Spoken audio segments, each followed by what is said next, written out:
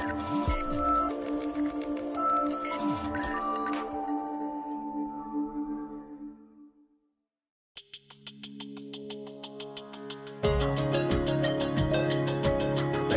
and move up front too. You guys there's plenty of room up in these front seats. Fill them in. Wanted to talk today. I'm this is part of my senior housing family. These are the people who have taught me everything I know and introduced me to everybody I know in the industry. So I feel just really grateful to be up here with them. Patricia's just now returning from her grand opening in Mexico City, Belmont Village, Santa Fe. So we're going to talk a little bit about the mixed use and the development going forward and the evolution of what that might look like here in the United States and the things we've learned from it. Lynne has just been my teacher on integrated healthcare. What she does just is mind-blowing to me.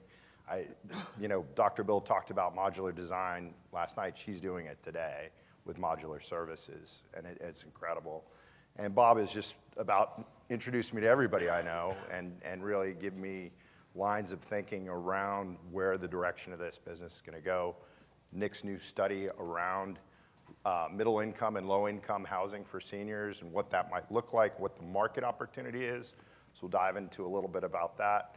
And I think the last time I really got into a long conversation with Tom was here on a boat for Nick and Boca, and we were talking about the business and the experience of senior housing and what that means. So we'll get a little bit of everything. Wanted to open it up first with Patricia, and this is just very exciting. I think this is what we all dream about, is how do we combine all the uses and make it work? And you've done it with Belmont Village, Santa Fe. So we'd love for you to take it away and tell us a little bit about it. So thank you, Paul. A lot of people may be asking, why am I talking about a project in Mexico City? And I think that apart from introducing this sector in another country and the thrill and the complexity of doing that, and the growth opportunity, to be candid. Ironically, I think the model that we created there is a model that we're going to see ourselves and others in this room do as you look at infill urban markets and what it means to create spaces and services for seniors in places where they traditionally lived or want to be. So about 4 or 5 years ago, we had the opportunity to get into deep conversation with the leadership, the board of directors and the leadership of probably the most prominent hospital system in Latin America. The hospital system is called ABC. I'll come back to this, but I think I've got a slide on them. They were founded almost 100 years ago. The ABC stands for American British Cadre. They're JCO 5A. And they've got a partnership and are dual branded with something called Methodist Hospital, which is one of the big battleships in the Texas Medical Center and one of the great not-for-profits. So we got into a conversation with them concerning a piece of land that is across the street from them, only 1.5 acres. So think about 1.5 acres of land, and what they would like to see there to complement the hospital system. And the CEO of the hospital system, who has since become a good friend, said, we need more retail and restaurant. We need more medical office, particularly for the big specialty services. We need a hotel with extended suites. And what you do, Patricia, this is what we'd like to see there. I brought those guys up to Houston, and they visited my first and my last community in birth order, so the 1st and the 24th.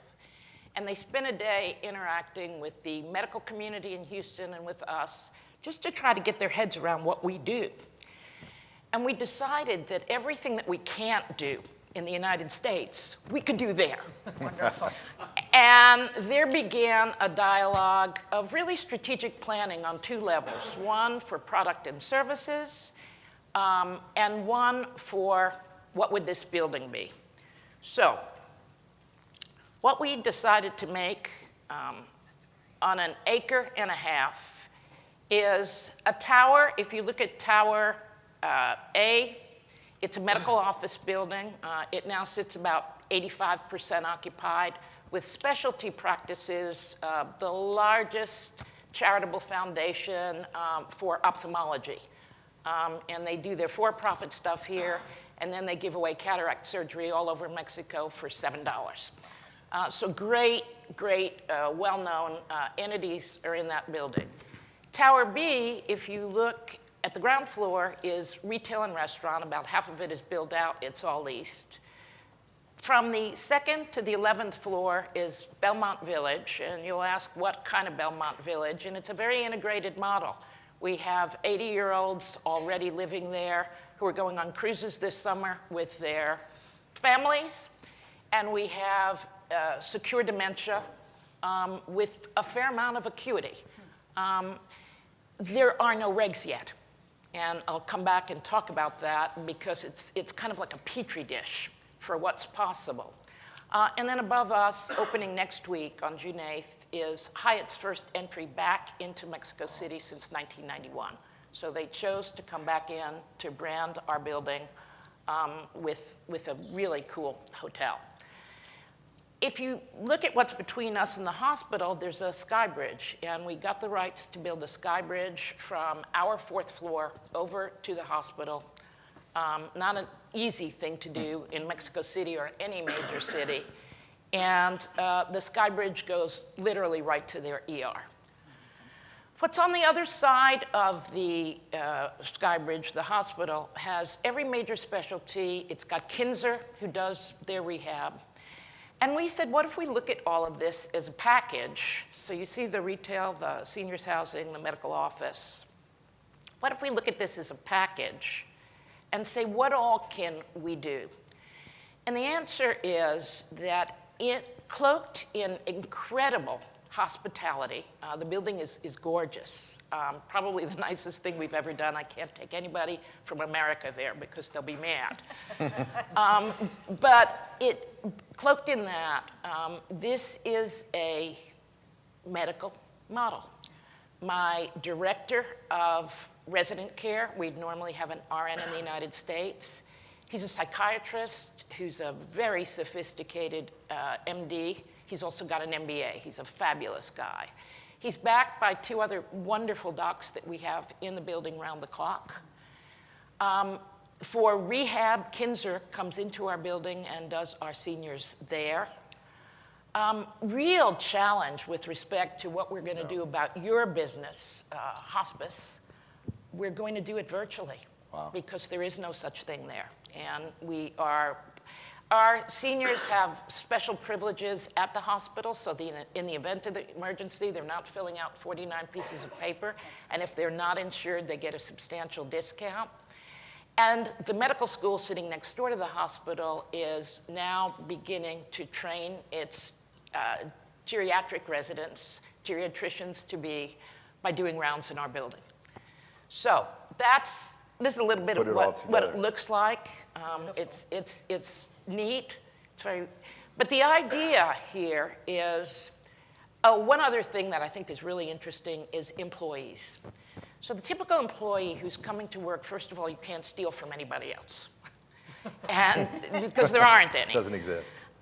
So the typical employee is probably traveling 2 hours by some combination of buses and subway. And so you do very differently. What you're looking at on this slide is a gorgeous cafeteria for our employees. They'll probably have the best meals they have all day at our Belmont Village and bring takeout home. And then adjacent to it, locker rooms that are health club quality locker rooms because they come to the community, they shower, we give them their fresh uniforms, and then as they leave, they check back into their own clothes. But the locker rooms are really very well done. They looked at them and were gleeful when we finished. So the business of employment is, on the one hand, people are plentiful. On the other hand, we have the former head of the top department store chain as our training manager, had to teach people how to be caregivers, something very basic. So ribbon cutting, which was a very emotional and exciting moment, and cocktail following the ribbon cutting, which is the best time for me. It's amazing. And so with that, you also brought some regulation to Mexico that you wouldn't normally, right? Yeah, so basically, how do you build a building of this ilk in Mexico? And you're looking on two levels. First, what are your protocols going to be? And those we simply borrowed from the state. But there is a healthcare inspection, and we went through that. And you have to hand them your manuals, although I don't know what they do with them. I think that they just sit, but you have to have some. But with respect to making a building, think about bringing NFPA, or the most current IBC codes, to Mexico City for seniors. Didn't exist. So what we did was bring Ralph Jensen down to Mexico to torment the contractor, particularly the MEP guys, at every turn. And lots of importation. Try to say delayed egress hardware in Spanish a couple of times. Lots of importation of US systems and technologies. And I would venture to say, because we were working from a blank sheet of paper, this building is more technologically sophisticated than anything we've ever done. Our contractors had a fun time sealing all the penetrations. And don't like us very much. It also created a delay and incremental cost, which, lucky for us, got mitigated by a dip in the peso. Nice. Well, it's an incredible development. I think it is really sorry, Lynne. kind of speaking to the future where we're going here in the States. And Lynne, wrapped around that are the services and the programming that Patricia's built into her new development. You've been a wizard at building and really guru of building integrated healthcare throughout your whole ecosystem. Can you talk a little bit about that, how you did it, and how Sure. small to mid-sized companies might be able to do that too? Happy to. Good morning. You know, one of the things that's really interesting to me is that every major health policy change typically talks about access, cost, and quality. In the Affordable Care Act in 2010, all we really heard about was access, right? The individual mandate, the employer mandate. But we all know that buried deep within the law, what things that really didn't make it to the public domain were things like readmission penalties. And readmission penalties have indirectly changed all of our worlds. And we've moved from value to volume. But there is, from volume to value. But there's something that's happened in the last couple of years that I know Bob talks about a lot. And it's this realization that the majority of cost is actually spent on people, a very small group of people, 5% of the population who use 50% of the resources. So you've heard us talk a lot about that, but there's been some interesting research in the last year and a half that's really beneficial to our industry, and this slide shares with you part of it. What they found is those people who represent all that spending, and by the way, those people are our residents. They're people who we care for in our seniors housing communities. They have not only chronic illness, but they have functional impairment. And the most recent research and some of the work that we've done has shown that when you deal with the functional impairment as well as the chronic illness, things happen. Things really, really change. And so our model has been to, as Patricia has done in hers, bring together services, clinical services. In our case, primarily, I guess I can show you what it looks like. This is the slide, I hope you can read it, is to bring together a variety of services that address chronic care needs. So primary care is absolutely critical. Rehab is critical. Obviously, we have to integrate pharmacy and lab, and we do home care and hospice as well. But the main one here, in my view, is primary care. So you've got to bring all those services together. Those are the chronic care services. That's the medical model in part. We don't have the acute piece. We don't have access to an ER. But we've got the other services that hopefully help us avoid going across the Sky Bridge to the ER. Those services are really critical. And we've all known about those services in the past. They're the ones that you go to the doctor for, and they give you the pills for high blood pressure and all of that stuff. But we knew that we provide housing, and we provide the supportive services. So we do the medication administration.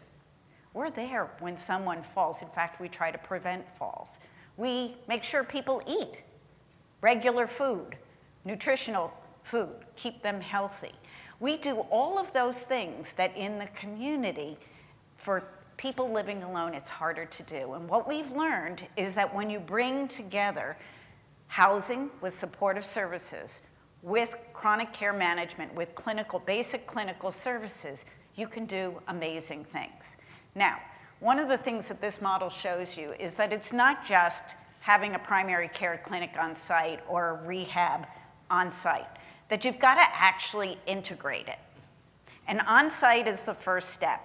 But there are two other steps. In my mind, we can all do this. It's a simple three-step approach. First, you get the people to come onto your site, but then you've got to integrate them, and we do that high-tech, high-touch. So the second piece, the second circle you see, shows an electronic health record. And what we do is we use very simple protocols. People ask me, are you fully integrated? Well, nobody's fully integrated. Interoperability does not yet exist in our world, but there are ways where you can make sure that the pertinent information is available to everyone who needs it.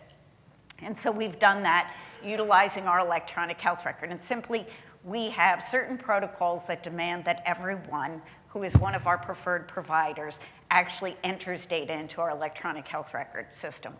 And I was looking at it last week, and it's phenomenal. It's really amazing to see what happens. So that's the high-tech side. You have to have that in order to integrate. We also have a high-touch side. And we've realized that people, as much as digital technology is a thing of the present and the future, people still want to deal with people. And you know what? Providers don't always want to enter information into the electronic health record. But yet, if another provider is going to look at it, it's got to be there.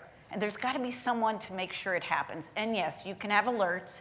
You can have red flags going up all over the place in your EHR. But unless you have someone making the call to say, hey, I saw that red flag, you got to enter the data, it doesn't happen. And then you've got to interface with the resident and their family. Because together, we all make it happen. So at Juniper, we utilize the co-located services, step one. Step two was an electronic health record. Step three was adding what we call a medical concierge, or an MC, you know, the person that orchestrates things. They're part administrator, part auditor, and actually part coach. And those things coming together, that's the secret sauce, the electronic piece and the human piece. The high-tech, the high-touch brings it all together and makes those co-located services work. That's what bringing chronic care management together with supportive housing looks like, and that's what we've done here.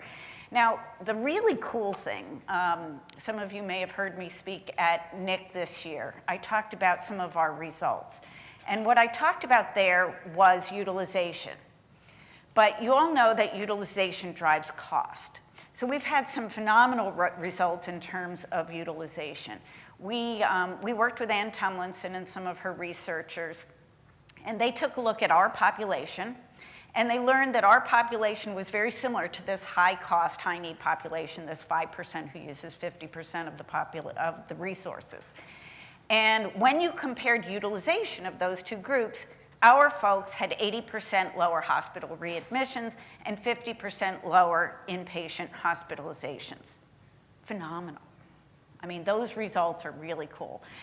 Last night, I got some results from Ann about the cost implications, the potential Medicare cost savings. And I'm going to give you the range. It's quite a large range. But regardless of whether you use the low end or the high end, the results are phenomenal. So the numbers go from 6.9 to 15.3 billion. So the difference in the two populations, if you were to take Juniper's experience with this program and implement that same experience for the same population, same profile population in the community, you would save billions of dollars. Huge. So what does that say for us? We do it. We are the solution. Now, if you live in your own home, it's a little bit harder to do. But you can take this same package of services and you could conceivably use it in the community at large. I actually believe that communal housing, whether it's in I want to live in your building We'll be in neighbors. Mexico City. I'm totally into it. I want a mixed-use building. New York would be good too. LA would be okay, but that's what I want. I don't want to be in a building off there, but you get all the services you need. You live the life that you want. That's cool. And you've got to integrate it. And we now have the ability to do that. And we can save money. So by bringing together people with supportive services and the medical services they need, you're not eliminating a hospitality model. You're making it possible for people to live their best life. And that's what people need. They come to us older and sicker. They need those services. We can now give it to them. The cost advantages of this model suggest that additional dollars should be put into supporting seniors' housing, to fund seniors' housing for some of the middle-income people. So I will stop there and pass it on, unless you want to. No, absolutely. I think part of what you just said there for smaller to mid-sized companies, that EHR piece, at least for us, has always been a huge kind of battle in trying to figure out how to convert what is a SNF-based system to an AL-based system. So that's kind of one thought. But really, you're creating a new service. You're creating a whole new paradigm around service that can be virtually anywhere. How do you see that evolving? I mean, it really is something that's amazing to me. Yeah, I do see it evolving. We call our program Connect for Life.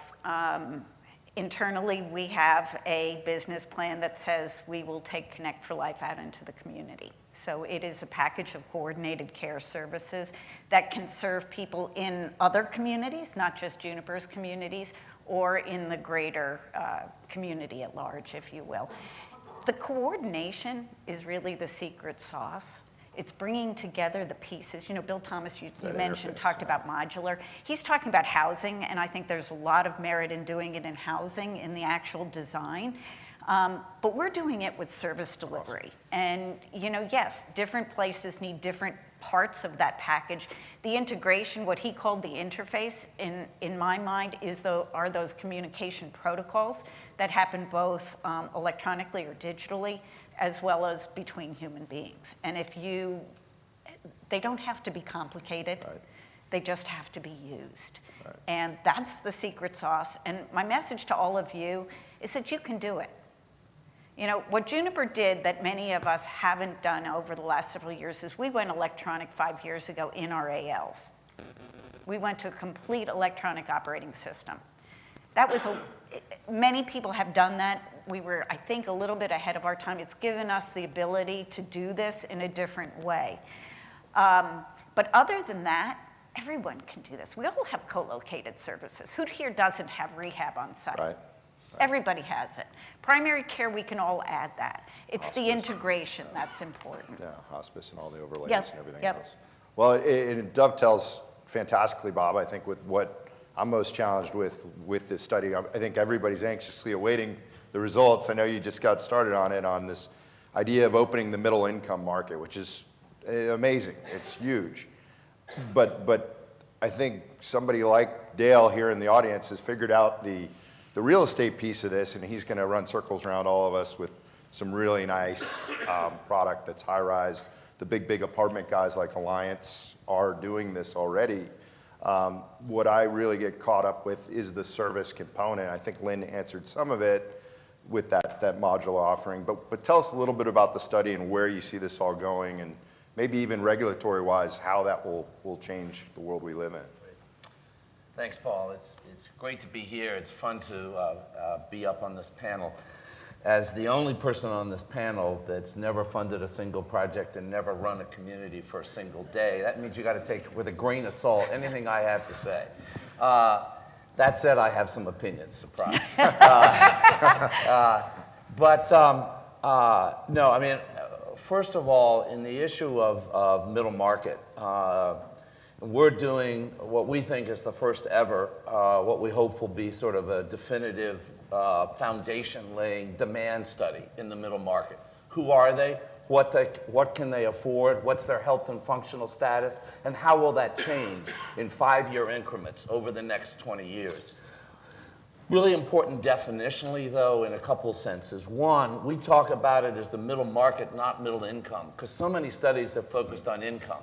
And with this age group, as we know, and many of you know from your feasibility, it's not income, it's basically wealth that you're looking at. Because, I mean, we did a study in 1998, which at that time created so much controversy, we had to redo it the next year, where we said that 2/3 of the residents in 1998 in assisted living communities, by income alone, could not afford to be there. And we really challenged the conventional assumptions then about income levels in feasibility studies, because as I said, 2/3 of the residents didn't meet the income qualifications at that time, because you had to look at it as what we called the 3-bucket thing. The adult-child contribution, their conscious slow spend down in terms of their total assets, as well as income. So it's not an income look, and it's also, we're doing it by individual, not household. Most studies are always done with census data by household. We're going to look at it by individual. And then we're looking at it also in terms of health and functional status, very key, as Lynne has just alluded to. And we're looking out in 5-year increments for the next 20 years. So it's basically a predictive demand model is what we're building. It will not be the be-all, end-all, because it's really the start. We've engaged NORC, I think humorously sometimes called NORC, at the University of Chicago, the research arm of the University of Chicago, to do this study. But again, I think one of the key things here also was a distinction. So I've made distinctions: income, wealth, individual, household. Another distinction is between looking at this as a real estate product and looking at it, as you alluded to, and as Lynne has talked about, the service component. And because the real estate piece is the easiest piece to solve. I don't mean it's easy, but it's much easier than the care. Because obviously, roughly 2/3 of the operating costs are in your staff. And the more you see higher acuity, the more those staffing costs go up. How do you address that issue? And so I think so that's our study. We expect this study to take 12 to 18 months. Then we're going to do 2 national summits around it. One will be aimed for the investment community, the implications. The other will be aimed at the public policy community in terms of implications. Because by defining this middle market, we will we also will by default, if you want, be defining the upper market as well as the lower market. The lower market is the easiest to find because of government criteria. Let me say in the upper market, one of the things that hasn't been done, although there's a lot of anecdotal statements made about it, on the one hand, we know that in sheer numbers, in terms of the 80+ or the 85+ population, because of the boomers, it's going to go like this. But at the same time, we know that affordability for that age group is going like this. Where does that net out? Do sheer numbers overwhelm lower ability to afford, or does lower ability to afford obliterate or cancel out all the growing numbers? No one's done a study on that. Everyone makes assumptions. Some are glass half full assumptions, some are glass half empty assumptions. There's been no study on that. I think that's pretty important for our industry, looking to the future. So now let's talk, I want to move away from our study to talk about the question you raised. I think we have, in the care side, so leaving aside the real estate piece, and I totally agree with Lynne, but there's not time to comment further on the opportunity that we have, because by we I mean private pay seniors housing, we are not moving into healthcare. Healthcare is moving into us. Great distinction. And it's very important to realize. 15 years ago, it was more, gee, should we move into healthcare? Healthcare is now coming to us. Put another way, the whole movement, and this is around the concept of home and concept of consumerism and healthcare and so forth. You no longer are looking to taking seniors to health services. You are looking to bring health services to seniors. Then you're looking to bring those services to the people who have the combination of functional limitations, 2+ ADL needs, plus multiple chronic conditions. You know what? Those are our residents, overwhelmingly. So do we have some huge percentage of all the seniors in the 80+ population? No. But we have a huge percentage of people with multiple chronic conditions and multiple ADL needs who call our communities home. Huge opportunity. 3 challenges, or sort of 3 things. In the future, and this addresses the middle market, not middle income, the middle market, we have to, at one and the same time, produce solutions that are far more individualized than we see today. Why? Because every individual's mother is different, has particular care needs, and you want an individualized plan. She loves the symphony. She doesn't like the horse racing. She loves horse racing. She hates music, whatever it is. Individualized. At the same time, we individualize it, we've got to scale it because the numbers are overwhelming. And we've got to be able to scale. And at the third time, we've got to be able to do it at lower cost. 3 challenges. More individualized, scaled, and at lower cost. I think one of the keys to that paradigm is going in the future to be the use of data in terms of predictive analytics, or what's also called mass customization. You can have a ton of data and it's worthless. But when you have data that you know how to use, you can mass customize, which is the solution to that individualized care plan. We're not there yet, but I think we will get there. So you use data in a way that enables you to do mass customization, individualization. That data is also, I think, going to be key to scale. And there are lots of challenges around the issue of scale. That's a hot button word. I'm not just talking scale, though, in terms of how many communities can you run as a senior living provider. I'm really talking about scale in terms of can you develop a model at scale so you get efficiencies through that, not how many properties you own. And then lastly, being able to do it at lower cost, take costs out of the system. Lynne's results make very clear there's huge opportunities to take costs out of the system. Let me close by just saying what I see to be the unique opportunity for private pay providers versus those on the skilled post-acute side. Right now, the challenge a skilled nursing provider has is they have no predictability in terms of their cash flow and their revenue because they have no ultimate control over their revenue. Contrary to that, private pay providers don't have to get access to the premium dollar right away for this strategy I'm talking about to work.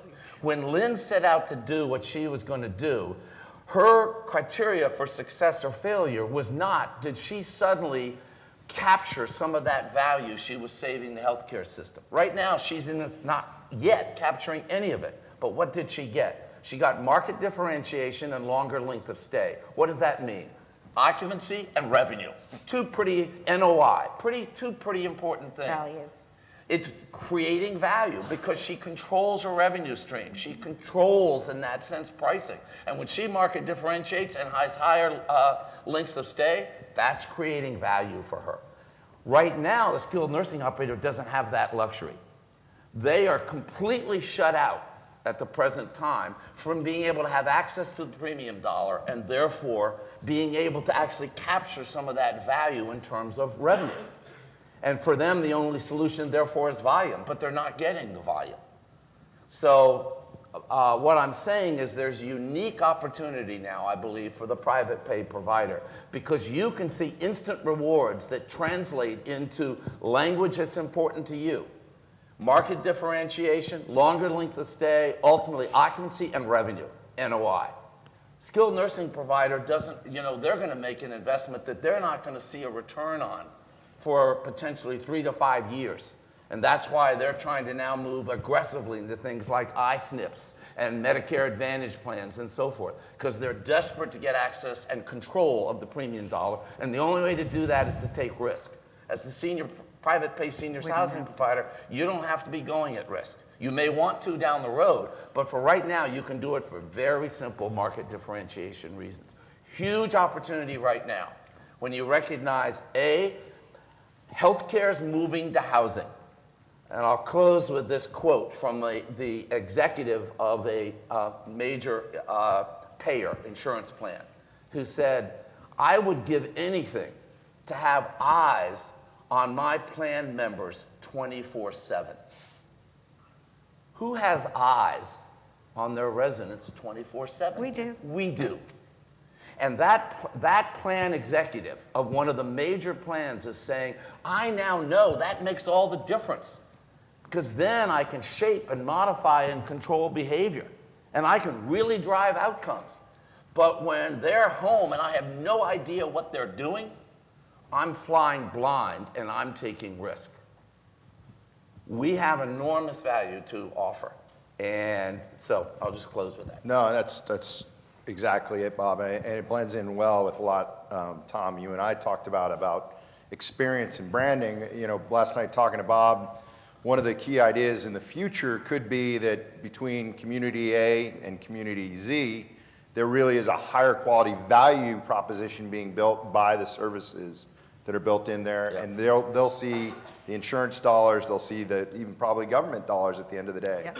Versus, you know, what would be Just scenario-wise, yeah. I don't know if it'll be 3 to 5 years or 10 years, but I believe because of conversations I've been having with different insurance plan executives, we're not too long from the day where Mrs. Jones will move into assisted living community A. She'll notify her insurer in a population health model or whatever, I've moved into assisted living community A, and she'll get a letter. Mrs. Jones, delighted to hear of your new residents. We hope you enjoy your new home. By the way, if you have any Medicare Part A needs, we just want you to know we reimburse those as a resident of assisted living community A at 50 cents on the dollar. Should you be interested, at assisted living community B, for residents there, we do reimburse at 100 cents on the dollar. You know, we wish you well in your new community, but we would like you to know, should you want to have full reimbursement for your Medicare Part A needs, you will need to be living in assisted living community B, because their numbers on readmissions, unnecessary hospitalizations, ER visits are such that we want to incentivize people to live there. I believe that's coming to private pay senior living, and I think it's going to happen maybe 3 to 5 years, at least within 10 years. Yeah. And there's an interim step there because we're being approached by insurance companies, by health systems. And the intermediate step is they are looking for providers who will help them make money, and we do that. So it's a preferred provider relationship rather than one which is incented by payment at this point in time. But either way, it's happening, and it's happening now. In front of us. And so, Tom, that's what we were really getting to the heart of is number one, the experience of, you know, we talked about the old communities that I know at least Silverado started with. I think Benchmark also started down that road of taking what was there, rehabbing it, and creating some newer experience, and then moving into purpose-built, you know, the Four Seasons, let's call it, senior housing, that experience. Is this leading to a brand kind of differentiator that you see out there where these older rehab type buildings still can play a part? I think they can. I think the kind of exciting things we've heard about from the previous panelists are terrific, and Benchmark would love to do all these things. They're wonderful. So I can't wait to go to Mexico City and tie into Lynne's exciting things. And Bob, I thought your study was going to be the be-all and end-all, so I'm sorry to hear it's not going to be. At least the first one. I think the way we've been thinking about it is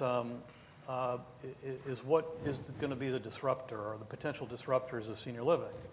And in addition to the things that Bob mentioned were the things that are coming, I think one of the other areas that needs to be addressed is the perception of senior living and how to get it reframed from being the negative place, and I don't want to live with the old people and so on, to having it be something very different and having it be sort of for older folks what college is to teens now, and have it be something people look forward to, and have it be reframed as what we know it is for many folks, which is a great experience, but that's not the widely held perception among a lot of folks.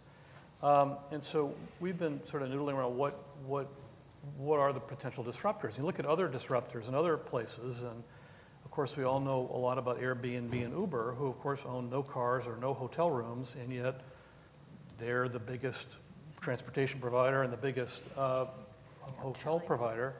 And so is there something equivalent to that might come along? And so we think about things like where we need to all sort of really up our game is on the experience that we're providing, both in terms of outcomes and readmissions and so on. But we also know that every comment about everything that we do is online or is going to be even more transparent in future years.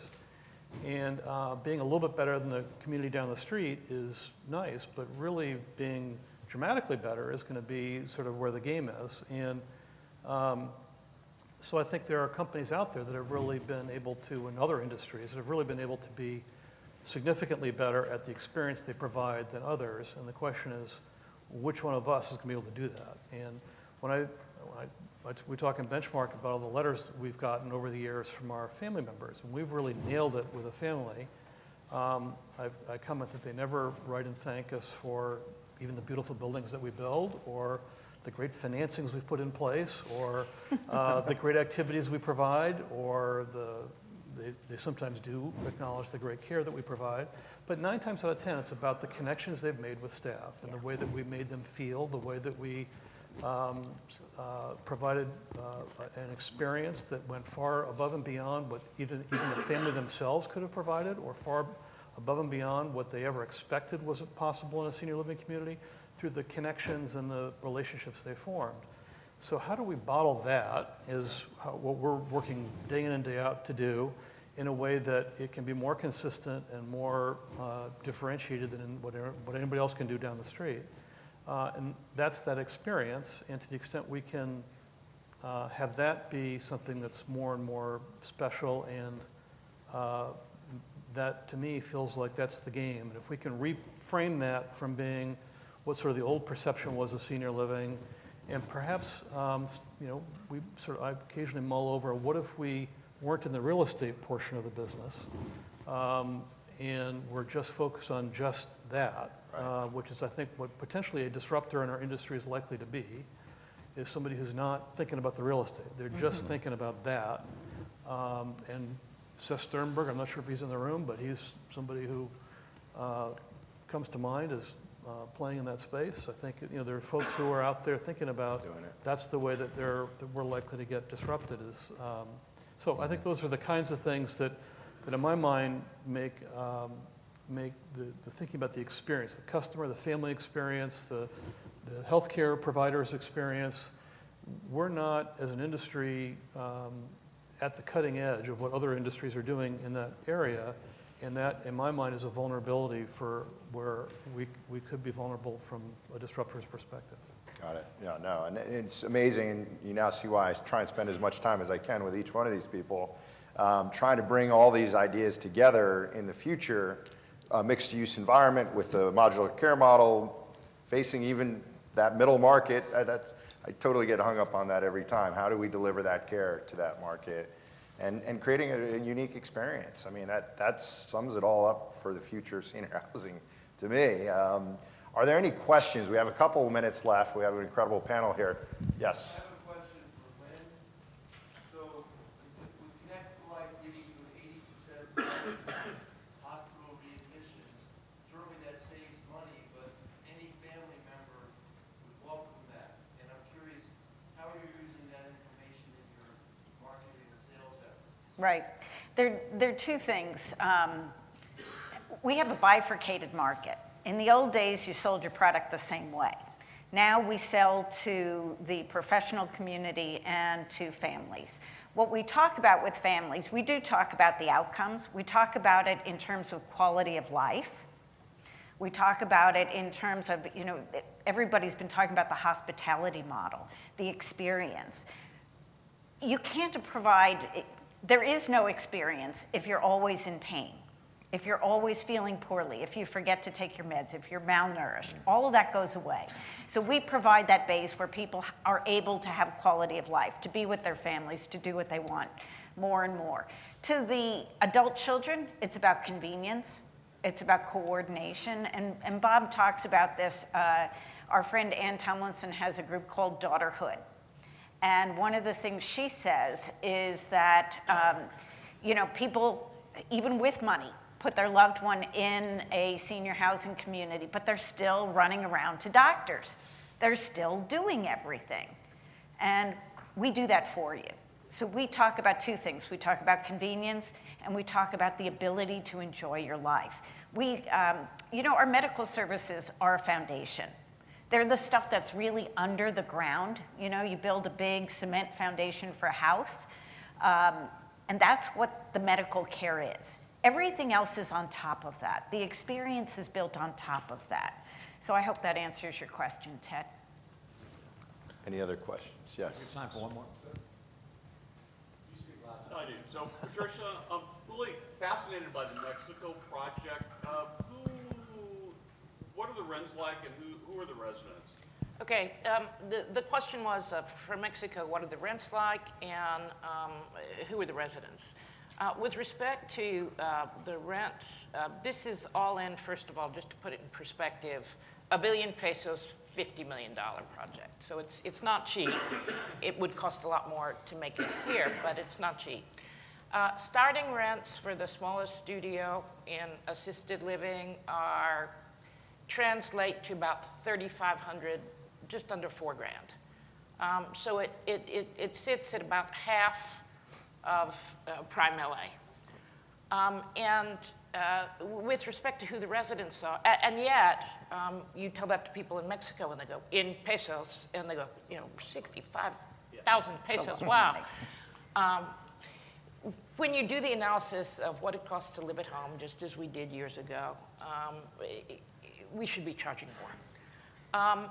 The big advantage, we have many more pairs of hands down there than we do even in a community in the States. But labor is inexpensive. And because it represents 2/3 of our operating dollar, I think that the cost advantage in a relative sense to large market America is going to be perpetual. The inflation rate is still pretty low. It's gone up a little bit down there, but I think that is going to stay. And for that reason, I think our phase 2, we're building for the national market now. We've got our second project, also mixed use in Mexico City. I think we'll do maybe 5. We're going to build an operating company in Spanish that's very robust, just as we built an operating infrastructure here in the States. And I think phase 2 is going to be part of the middle market solution.